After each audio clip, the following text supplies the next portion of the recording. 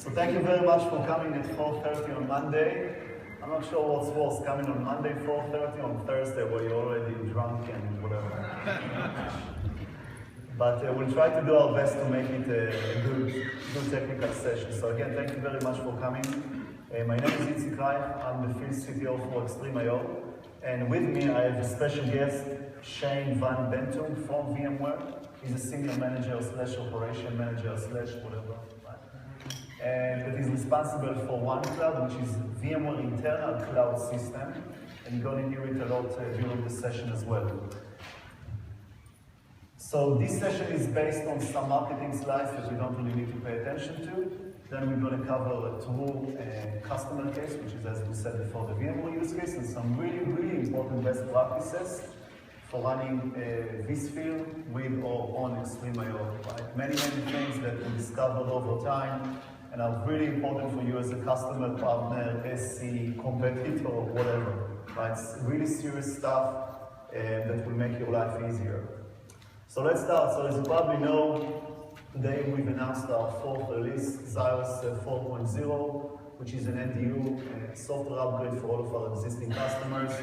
Some marketing cap, statistic numbers, very important. XtremIO became the #1 leading all-flash array in the world, both by IDC and Gartner. Gartner just released, literally today, I believe, the 2014 results for all the all-flash array market, and EMC XtremIO became the #1 flash array.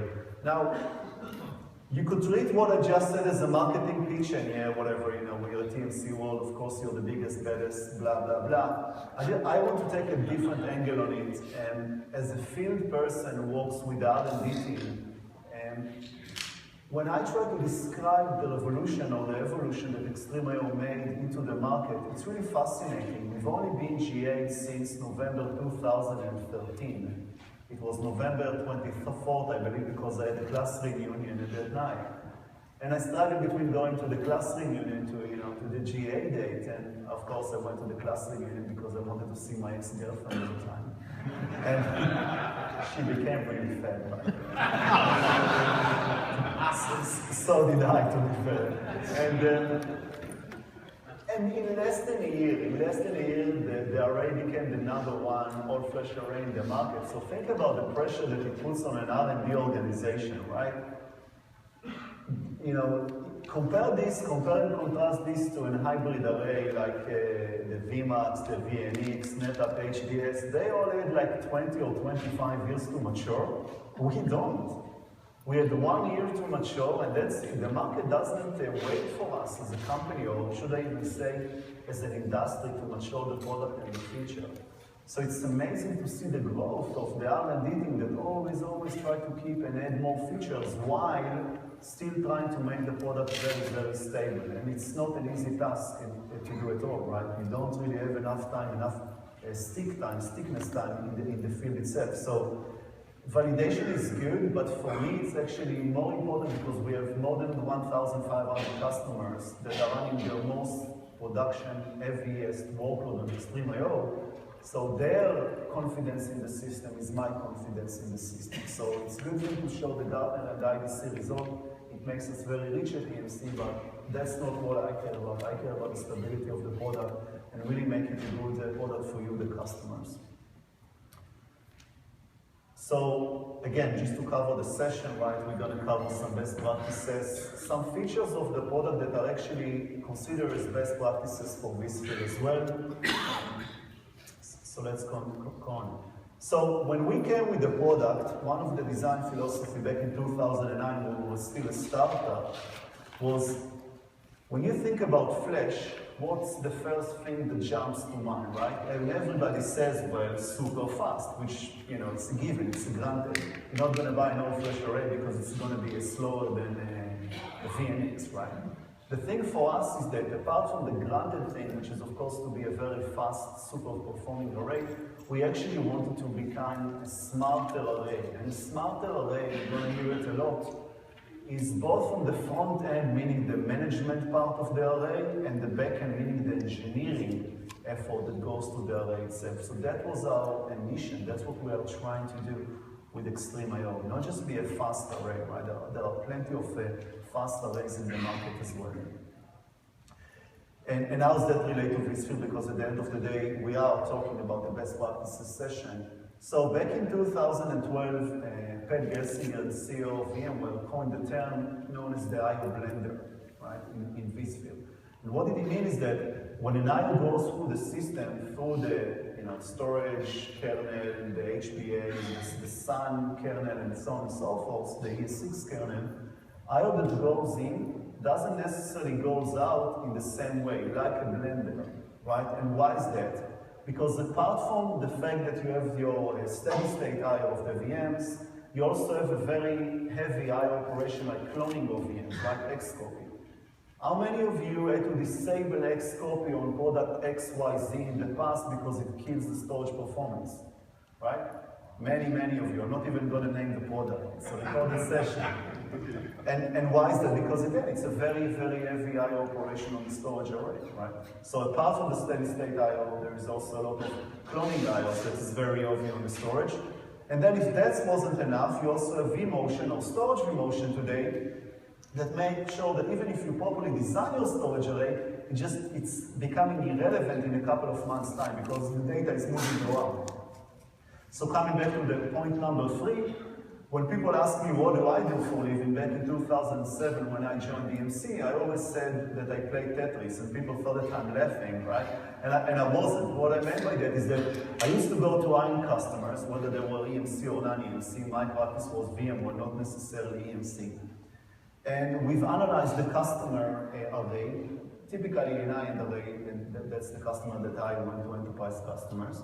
And we told them, you know what, all of these VMs that are now owned by specific controllers, they require too much performance, too much I/O from the controller that is owning that volume. So what we had to do is vMotion, or storage vMotion, the VM from one data store, one volume to another, that would be owned by another controller. Of course, back in 2007, for those of you who remember, there was no such a thing as storage vMotion, right? Back then there was a CLI skill that you somehow need to move the VMs.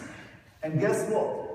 My background is not storage. In fact, I keep telling this to everybody, I hate storage. For me, storage is like the pipes, right? I don't go with my wife to select pipes for my house. As long as they are working, that's the only thing that I care about. So if I'm a system administrator and I see a data store, e.g. a volume, a LAN, that somebody moved or deleted some VMs out of it, what am I going to do to that volume? I'm going to put new VMs into that data store, right? Because for us system administrators, we treat storage like some sort of a magical entity that is a capacity entity, and in some magical way it needs to fulfill things that we know nothing about, like I/O, read and write latency, different block size, throughput, who knows all of those things, right? So I had to go to the customer again and play Tetris level 2, right? Moving those moving boxes around. And again, that generated us quite a lot of PS money, which is really good. But it's not sustainable, right? People are looking for a much, much easier way to manage storage today. I mean, the promise of the cloud is exactly that. You don't think about the moving part. You don't care about it. You only care about the SLA of the service that you are buying from the cloud provider, whether that's an internal cloud provider or an external cloud provider. And with that, I also like to quote a paraphrase from Einstein, which once says, everything should be made as simple as possible, but not simpler. The biggest trade-off from an engineering perspective when it comes to designing a storage array is the following. Comes back to the story of why is XtremIO so different from other storage array in the market. So Wikibon coined the terminology, coined the evolution of the all-flash array. And when did it start? Well, back in 2007, 2008, hybrid arrays used to have flash drives inside of them. In fact, EMC was the first company back in the Symmetrics days to put flash drives back in 2009 inside of a hybrid designed array, right? And then Gen 2 came out in 2008, companies like Violin, IBM, that basically tried to focus just inside the silicon itself. A dual controller architecture, doesn't scale, doesn't provide data services, but really, really fast. They really didn't have a choice. Back then, SSD was completely unreliable, by the way, so they had to engineer the silicon itself. But of course, because of the fact that it didn't scale out and it didn't have the data services, a new generation had to come to market. So that was generation 3 in 2011. Companies like Pure, Nimble, Nutanix at some point, and so on and so forth, they tried to make the storage more economical than generation 2 because it did provide data services, but those data services weren't always on. Sometimes they have deduplication working, sometimes it's not, sometimes they have compression, sometimes it's not, and in all the cases it did not scale out.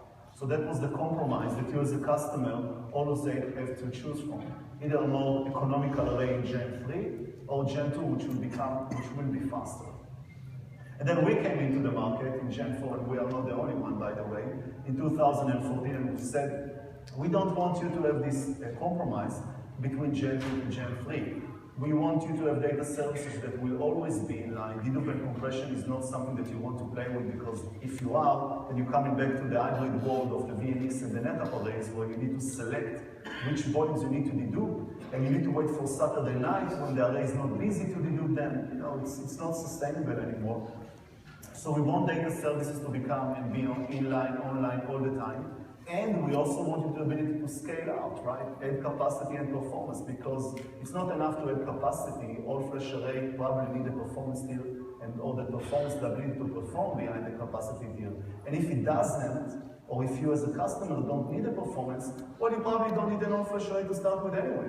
Just buy an hybrid array, the TCO will probably be better than it, right? So that's why we think Gen 4 is more important. And another way to look at scale up versus scale out is the following, and I made this slide on the airplane, so it was really, really scary for me to do. So think about the following, right? Let's assume this is the B-52 bomber, right? It has, this specific model, 8 controllers, right? 4 engines or 4 directors. Each director has 2 engines, so 8 engines. And all of them are working when the plane is flying. And if something really bad is happening, like let's say 4 controllers is having a really bad day, then what's going to happen is that the remaining of the controllers will have to take over, right? And basically fly the plane, right? Now imagining doing these things while you are flying. I was terrified to death that somebody is going to lock me up while I was flying. True story. So that's our philosophy to scale out. Everything is working, all the controllers are working, you are paying for them, you want the performance. And if something bad happens, then the remaining, the surviving controllers needs to take over for the controllers who fail. That's the biggest difference between us to all the competitors out there that tells you, no. We're just going to provide you a plan with 2 controllers. And the reason that you don't see the second one here is that this other controller is in a passive mode, or in the marketing world it's called Alua, right? What is Alua? Alua is this controller appears to be active from a front-end perspective, but from a back-end operation it does absolutely nothing. It's not even that, it's actually to move all the IOPS to the preferred owner, right? That's why I only put 1. So many competitive approaches will tell you, oh no, when there is a failover, nothing happens. And the reason is that the other controller doesn't do anything to start with, right? And when you design a product, you design it for 99.9% of your uptime, and then if something bad happens, then you need to do the failover, as opposed to just really give you really bad performance for 99.9% of your time, and then if something happens, well, it's the same performance. Of course it's the same performance, because you are with 50% of your performance to start with, right? That's why I don't like marketing, but some companies just drives me nuts in the way that they explain their technology to customers. So that's a big difference between us to many other companies. And another thing that I thought to myself is that, and be honest with yourself, or at least with me, how many of you have purchased a smartphone that was manufactured in the last 2 years? Or got a company smartphone, right? Right, so the majority of you are. And the question is why? What's wrong with running an iPhone 3GS or a Samsung Galaxy S2? It can still run Waze or Google Maps, you can still get your corporate email, right? It will still run. So the cynics of you will say, well, I want to be buzzword compliant. Every time that Apple or Samsung or whatever Android device comes out, I want to have the latest and the greatest. And I get that, by the way. But there is another reason, right? Why do you think that when you buy an iPhone 6, suddenly all of your iPhone 4s becomes a bit sluggish, right? My wife told me a couple of days ago, she was still using an iPhone 4S, and she's not that techy, but she told me, I don't know what's happening, but when I open WhatsApp, there is this delay, right? And of course there is a delay, because the moment that Apple comes with a new hardware and a corresponding new iOS operation system, two things will happen. First of all, the new OS will require a better CPU, GPU, RAM, and the developers that develops application toward this new iPhone will want to take advantage of the new hardware. They want to show off their application in the Apple Store as opposed to other vendors. So they want to leverage the latest GPU, CPU, and memory technologies, which is why our application doesn't behave as good as on an older generation cell phones. And that's exactly the same analogy in an old flash array. If somebody tells you, well, why do you need all of these controllers? Nobody needs that performance. Even if it's true for today, you are not buying a storage array for the next 6 months or even a 12-month cycle. You are buying a storage array typically between 3 to 5 to 7 years. Can you really tell what's your workload going to be in the next 7 years to come? Nobody knows those things, right? And it's not only that. How many times did it happen to you when you went to a developer and you gave it like an old flash array, whatever the vendor was, by the way, and the DBA told you, oh, I don't need this performance, please take it away from me, right? You're laughing, right? But it doesn't happen, right? And it has nothing to do with storage, by the way, from a psychology perspective. When you give somebody something very radically different in a better way, the first day they are very, very excited about it, right? They don't believe it, like, oh my God, this is really different. The next day, they take it for granted. And the third day, they ask for more, right? They just ask for more. When was the last time you didn't upgrade your controllers or whatever storage array? It's always the nature of us, we need more, faster, better, blah, blah, blah. So that's, again, the same reason why we believe scale-out is so, so important. The other thing that we don't do enough noise about, unfortunately, is metadata. Originally, I had another slide that explained metadata, but it wasn't politically correct, so I will use this one. Remember those days that you went to a public library, like 10 years ago, right? Back then, we didn't have too many computers, right? And you actually had to go to this indexing card to look for the right row where the book that you want to find is. That's exactly metadata. Now, how is it related to XtremIO? If you are buying a storage array, let's skip this slide. If you are buying a storage array that has only dual controller, and they save metadata in memory, well, guess what? At some point, they will run out of capacity inside their RAM, and then what they're going to do is they're going to destage the majority of the metadata to the drives themselves. And even though those drives are based on SSDs, the difference between memory to the fastest drives are at least 100-fold, if not even more, x100 in terms of performance. So they're just going to run out of drives, and then performance is going to become very, very unpredictable. With XtremIO, the approach that we took is basically, again, when we do scale out, the metadata, we start with 2 controllers, right, a single exploit, but then every exploit that you add to the system, you add more dual controllers, right? So the largest configuration with 4.0 is 8 exploits, that's 16 active controllers, so you have much, much more metadata. For us, metadata is always in RAM. So every IO that you fetch the metadata from memory and the user data itself from the drives. That's super important, especially for predicted performance. One of those things that people that are POCing those flash arrays, one of those things that they don't get is how come that I run like a DBA workload running slow or VDBench or whatever. And they don't add more IOs, but at some point the latency goes up and they can't explain it. That's part of the reason why, by the way, right? So of course that we stage the metadata for HA purposes, but for any given time, real-time access, metadata is always comes from RAM and the user data comes from the drives themselves. Now, how is that related to a Visual Best Practices session, you might wonder? Well, think about the following operation. You're X-copying a VM, right? Whether it's a VDI environment or a VCD environment or just vSphere with VCAP, or VCAP is not a good word, the vCloud Automation Center. What are you actually going to do is that basically you're going to create a lot of metadata pointers in the system, hence the reason why cloning of a VM is super, super fast. That was one of the reasons why VMware have been using us for the hands-on labs back in 2013, 14, and this year as well. And one of the reasons why we're going to hear about Shane talking about as well. Metadata, right? We just mentioned metadata. So this scope is just a lot of metadata pointers that we are generating in the system. It's been amazing. You see things like cloning 2,500 VDI VMs in a matter of hours, full clones, right? For VDI, persistent desktop. People used to do those type of operation back only very late in the evening or on the weekend because of the load. For us, it just doesn't matter. It just doesn't matter. And by the way, a new feature for 4.0 is that if you are not using Xcopy and you're actually using Microsoft Hyper-V, God forbid, then we also support ODX. So ODX is more or less the equivalent to Xcopy if you're using Hyper-V. So when you're cloning a VM, the offload is actually going to go to the storage itself, and for us it's just a lot of metadata pointers in the system. So let me show you a demo of how it all looks. So that's a demo that we prepared back for VMware 2014. Back then the larger Xtreme controllers were at 4. So, and here it's 4 Xtreme configuration. And what you see in this demo is that we are cloning a lot of VMs. And after the VMs are being cloned, automatically users are being logged into them.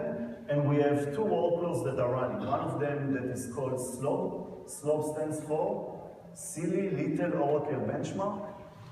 It's a real software, by the way, that was written by a guy named Kevin Clauson. He used to work for Exadata, he now works for ExtremIO. So what's good about SLOB that it doesn't just generate static IOs, it's actually generating user workload against the database. Install Oracle for you and so on and so forth. And the other template that we are cloning is running 1,000 apps, which is what we call applications. All of these applications that are not specifically shelf-based applications, but some made in-house application that you maybe compose yourself or your developers wrote. And those 2 templates basically simulate a real data center workload inside of your organization. And that's one of my favorite slides, by the way. It shows the controller utilization across all the available experts. That's another one, the cake one. All of the workload, by the way, all the workload was generated with vSphere round robin. We didn't install any third-party multipath, like PowerPath VE or Semantic DMP. Everything is round robin IOPS equal 1. That's, by the way, huge value for me as well, because there's nothing to manage on the array. You don't need to worry about ownership of a specific volume or try to manually move those VMs to another controller. Everything is internally load balanced in the system itself. There is nothing that you need to do apart from enabling round robin and IOPS equal 1. So data services, as we mentioned, everything in XtremIO is the thing we provision. Imagine this like as a manufacturing line for an IO, like a car. So everything is getting thin, everything is getting deduped in real time, then compression in real time, then data protection. We have a unique RAID algorithm called XDP. It takes a day to expand XDP, which we don't have, so I wouldn't bother you with that one. Then we protect the data, we encrypt the data. Our drives also support encryption, which does not slow down your performance. By the way, on the contrary, if you have an option to buy an XtremIO with encryption or not, always choose with, because it has a faster controller which you don't pay for, and you can encrypt your data. And then, of course, you've got a snapshot, which is part of the 4.0 release, where we increase the value of the snapshot itself. And with that, I would like to hand it over for Shane Van Bento to describe what I've done at VMware.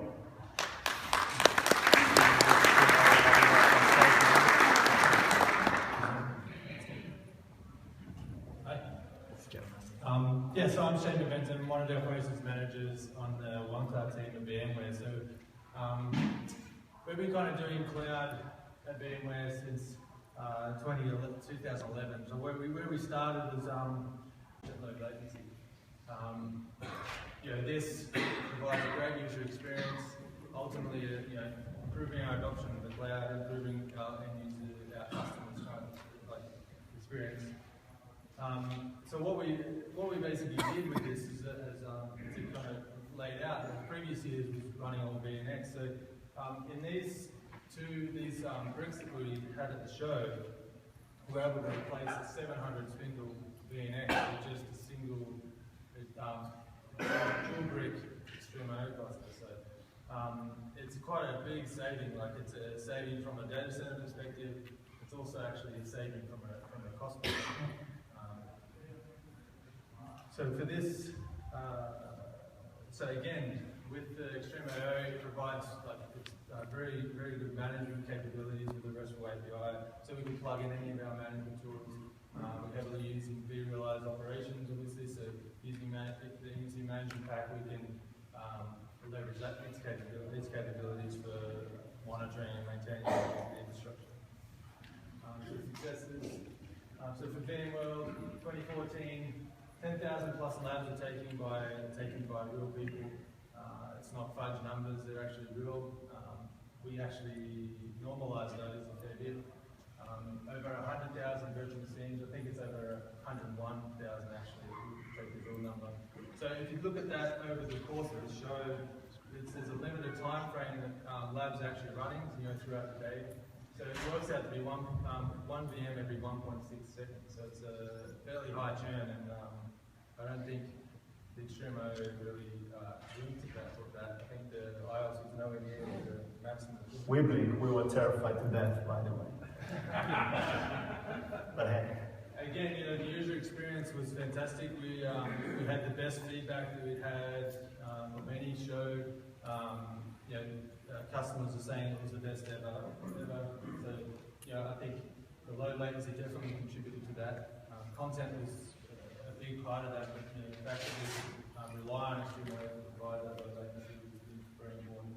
And then, from an efficiency standpoint, I mentioned the VNX is replaced by just a dual cluster. We were realizing an average 16:1 efficiency ratio. So that's average across the 5 experts we have to the show, which I think is remarkable, particularly when you add things like link clone on top of that, which for us conservatively we're getting another 2x on top of that, so you got 32:1 efficiency ratio overall. Just on the EDU stuff actually, so EDU adopted the cloud and their classroom has been more successful because of it. Their lab instantiation time is sped by 2 times, and students are able to complete the lab 3 times faster. And their experience, obviously due to low latency, is a lot better. So in the future, for us, this all-flash stuff's kind of been an evolution. We kind of just dipped our foot into the water, where it's kind of still feels early days, but we're ramping up quickly with it. Now that we're realizing the full capabilities of the product.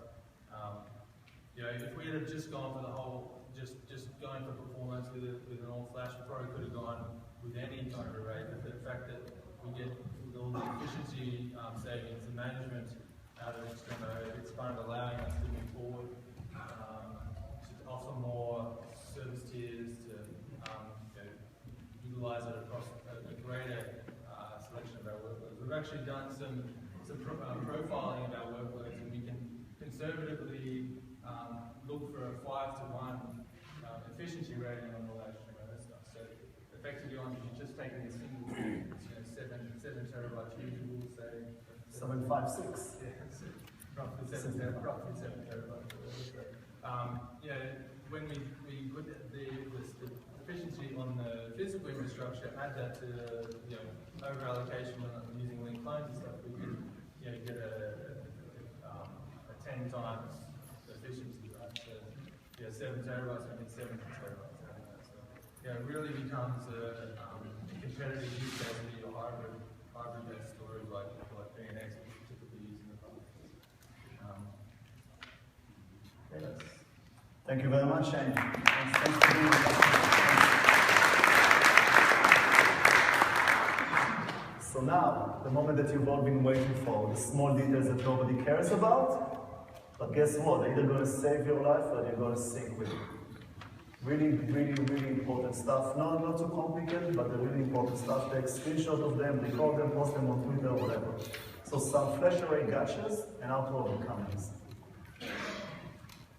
The first thing is that people are always asking me, what about quality of service? Yeah, you've got a million apps, but let's assume I've got this noise-enabled VM that is a developer that decided to go crazy and generating too much IOPS of what they're supposed to be.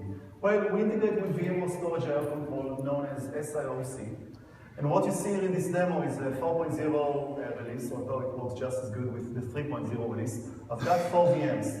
3 of them are known as good VM, and 1 of them is known as bad VM. Bad VM is supposed to simulate a bad or a rogue user that tried to do bad stuff to that VM in a performance perspective.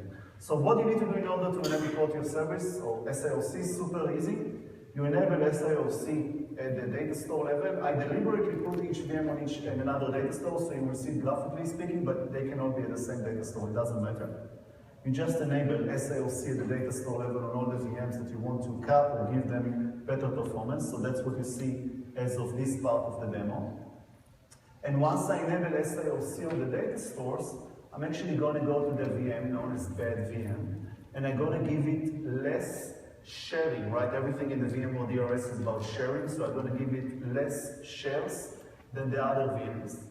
By the way, this is taken from vSphere 5.5. VMware just released vSphere 6.0, and with 6.0, Storage IO Control also has another feature known as a reservation. You can actually reserve certain items. So what I do here is that I actually give this VM less sharing. I can also limit the performance with IOPS, not just sharing. So IOPS are better if I really want to be very accurate on the number of IOPS that I want to give that VM.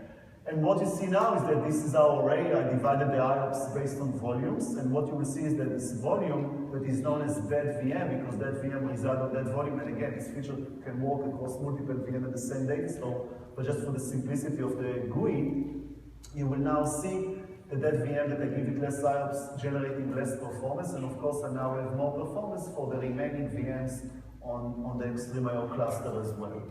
So there you go, that VM with the volume is getting far, far less IOPS.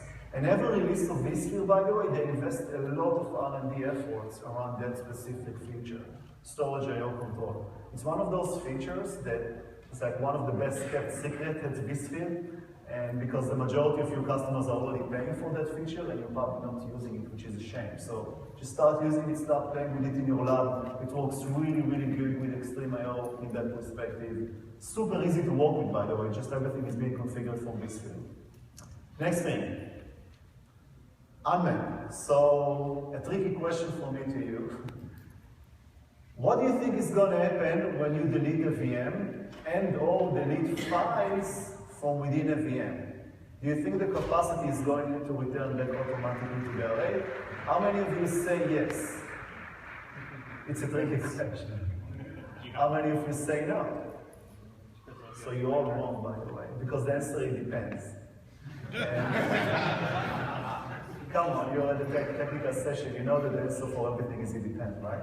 So, but you are right, so let me try to explain. By the way, this is probably the most misunderstood session concept at vSphere and the thing we provision storage. First of all, before describing the issue, you need to understand that it has nothing to do with an all-flash array. Everything we provision array suffers from that issue. This issue is as a twofold entities. The first one is inside the guest, meaning that, for example, you have Windows VM and you deleted the file from the C drive. And outside the guest, which is at the data store level, for example, you deleted the VM. For example, you powered off the VM and you powered on the VM. What happens when you power on a VM? Which file gets created outside of the VM? The vSwap file, right? So the vSwap file gets recreated. And you need to treat those two entities differently. So let's speak about the good news first. At the outside of the guest level, you can use our plugin known as VSI. VSI stands for Virtual Storage Integrator. It's a free plugin.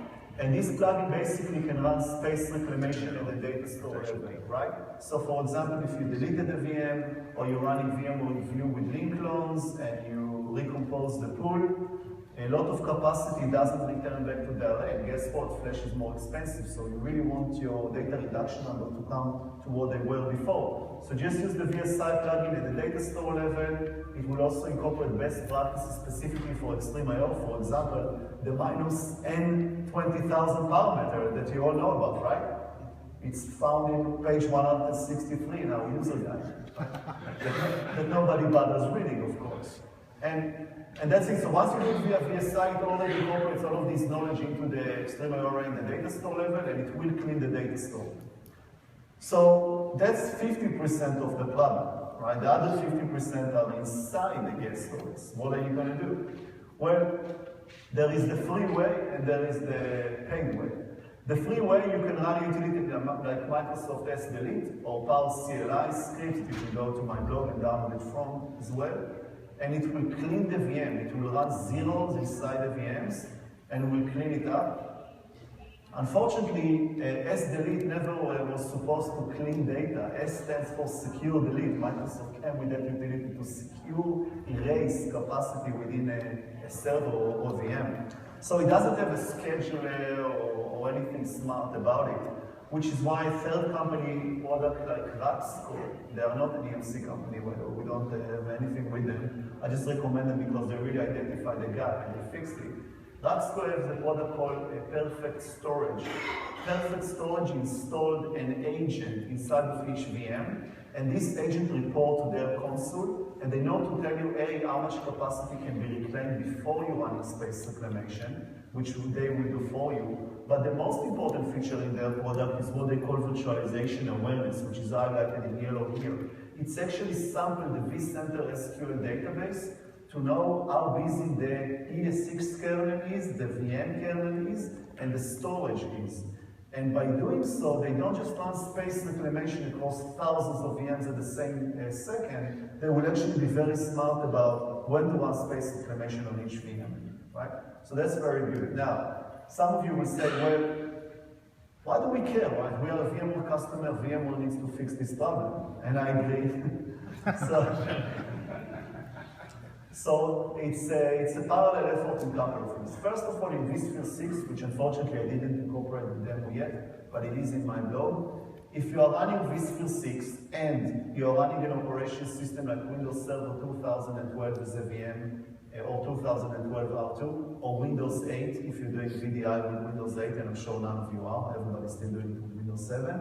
If you are deleting files from within that guest OS, vSphere 6 and 6 only will run space reclamation automatically on that VM.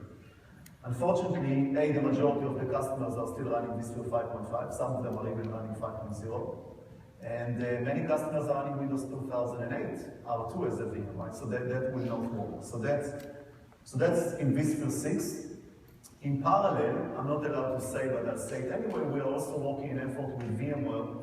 We are developing a prototype that will run space reclamation across every operation system, even if it's older than 2012 R2. And once that will get fixed, it will fix the entire industry problem. It's not an XtremIO problem, but there is the greater good sort of things here. When they will fix it with us, they will fix it with everybody. Now again, why is that important? You know, Shane spoke about 5 to 1 data reduction numbers, and some customers start with even higher numbers, which will prove the TCO when they want to replace their hybrid array. But the number one support call is something goes like this. I didn't do anything to my VM, and somehow my data reduction numbers are going lower and lower and lower. Why? That's why. Space reclamation. I have at least 2 calls every week explaining customer just that. Right? Of course, it's a much bigger topic, but in a nutshell, this is what you need to do. Make sense? All right, let's move on. One of those questions, again, that belong to the hybrid world. How many volumes should I carve up when I want to provision VMs? The answer is we don't care. Back in the old days, there was a lot of issues with queuing and storage hybrid arrays because the volume was owned by a specific controller, everything that we discussed before. I would tell you as a customer, go with at least 4 volumes per expert, that's it. When I'm doing my VDI testing as part of the reference architecture that we are always releasing to our customers and our partners, I'm using volumes of 15 terabytes each. Now, would I recommend you to go with 15 terabytes each? I don't know, but you know, you can simply ignore this question about what should be the size of the optimal volume size for XtremIO. It's irrelevant. Next one, ESI plugin. We've mentioned it before. It's a free plugin that does many things. First of all, it shows you information on the XtremIO array using the vSphere GUI. right? Many of us are not storage admin. Secondly, it can actually provision storage using the vCenter GUI without opening down the XMS. And thirdly, it's free.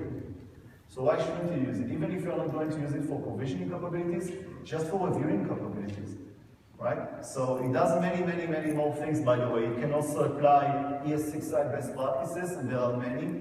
They can also be found in page 166 in our user guide, right? The common mistake, for example, is that people don't enable round robin, which we mentioned before. It may sound trivial to you, but the array is active array, which means that vSphere identified the array as a fixed path. I was once participating in a POC of one of the largest coffee companies in the world. Unfortunately, I can't quote the name, but you all know exactly who they are. And they do the boost down of VDI of 5,000 VMs, and I see all the traffic goes for one path, and I was like, guys, what's going on? They're like, we didn't do anything. And I go to vSphere, right-click the data store properties, and lo and behold, it's a fixed path. So all the error was sent via just one path. So, of course, again, you can enable round robin from the GUI or from CLI, but why should you? Just use the VSI plugin.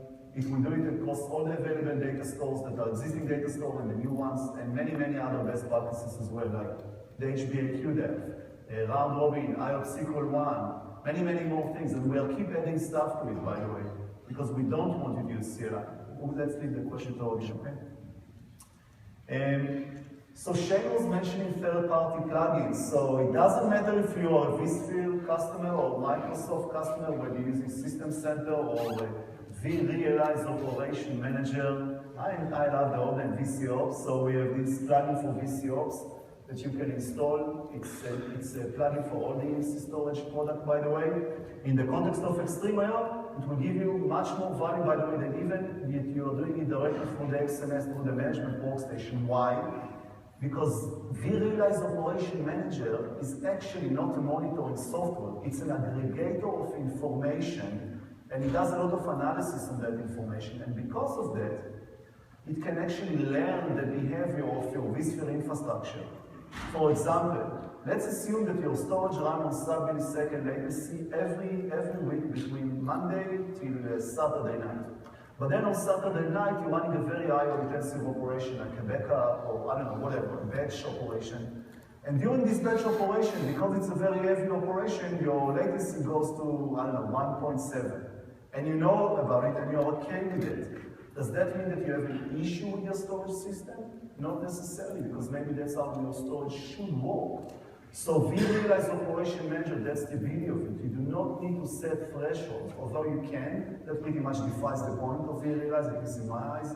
vRealize Operation Manager, it cleans the system, because it knows that every Saturday night you're doing something special. It doesn't detect it as an anomaly in the system, right? And that, of course, works across many products. We just provide the storage adapter, but many third-party softwares provide their own plugin for it, whether that's an SQL plugin, SAP plugin, a Cisco UCS plugin, whatever. So I encourage you to test this plugin. Again, if you're using System Center, we've just released a couple of days ago the System Center Operation Manager plugin. So pretty much what you see from vRealize, but without the analysis part for System Center. And again, it will also show you the health of your storage infrastructure using a Microsoft tool. So to summarize, before I jump to some backup slides that I also want to show you, we spoke about why scale-out is crucial, we spoke about metadata management, data services, space implementation, the number one topic probably, and other efficiencies. Some other stuff that I want to just show is the following. We've already touched this one. This is, by the way, one of the secret parameters in vCenter that allows you to clone more than 8 VMs at one time. People sometimes don't understand why, no matter what the size of the cluster is, when you're doing the cloning operation, full clones, not link clones, vCenter doesn't clone more than 8 VMs at one time. That's why. Because by default, it's set to 8. You can go to vCenter, put up this parameter, just change it to whatever. Now, this whatever depends on the size of the cluster. If it's 1 exploit, we recommend 16. If it's 2 exploits, we recommend 32. If it's a quad exploit, 64, and so on and so forth, right? So again, just tweak this parameter. The question of eager zero thick versus sync, it's a long topic, so I'm not going to put too much time into it, but if you are going with eager zero thick VM, your cloning operation is faster. Why? Because there is less metadata to the ES6 to process, right? So typically for full clones in VDI, we recommend the customer to go with Eagle Zero Fig. You can go with thin, you can go with lazy Zero Fig, but Eagle Zero Fig will provide you the best performance in terms of cloning, and it will also provide you the best performance for the first time that you're actually running the IO against that VM, because it actually was zeroed before by this field. And lastly, and it's something that we've announced today, we have a native integration with Recover Point without the need to use Vplex and things of that nature. So, and coming back to the VSI plugin, if you are using Recover Point to replicate your data and you are using vSphere, VMware Site Recovery Engine, you know it as SRM, no matter what the storage, what the underlying storage technology is, it will always allow you to replicate only the last point in time, where the value of Recover Point is actually the ability to have multiple point in times. And let's assume you're using SRM and you want to fail over your site, but you have a virus infection in your production site. It's not going to do any good to you to fail over, because you're going to fail over with your virus infection or your logical data corruption or whatever the use case is. So with Recover Point and XtremIO and the VSI plugin, you can actually go to the vCenter GUI. Here it's the classic one. We are also going to release the Web Center classic, the Web Center interface, the vCenter one. And you can select the point in time that you want to fail over to, right? So that's again another value of XtremIO with Recover Point, the ability to do a point in time failover, as opposed to just, oh, let's just do a failover with the last point in time that has viruses inside. So those were all the slides that I have. So if you guys have any questions, now is the time. Sorry.